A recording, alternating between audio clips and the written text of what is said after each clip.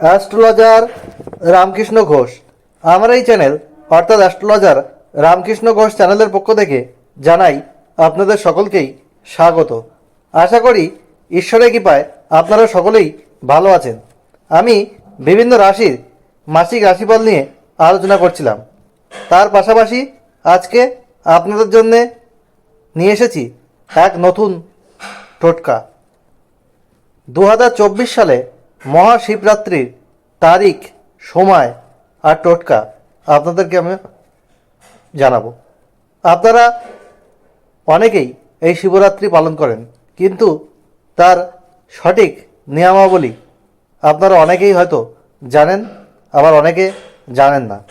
যাই হোক, দেবাদিদেব মহাদেবের আরাধনা করার সর্বশ্রেষ্ঠ দিন কিন্তু এই মহাশিবরাত্রি।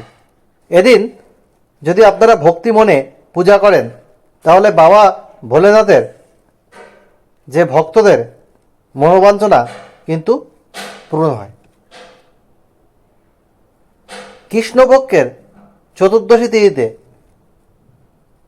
ফেব্রুয়ারি বা মার্চ মাসে শিবরাত্রি কিন্তু পালন করা হয়।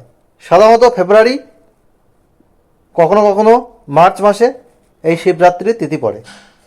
এই বছর শিবরাত্রির তিথি পড়েছে 8ই ফেব্রুয়ারি শুক্রবার রাত্রি 9:57 থেকে পরের দিন 9ই ফেব্রুয়ারি শনিবার সন্ধ্যা 6:17 পর্যন্ত।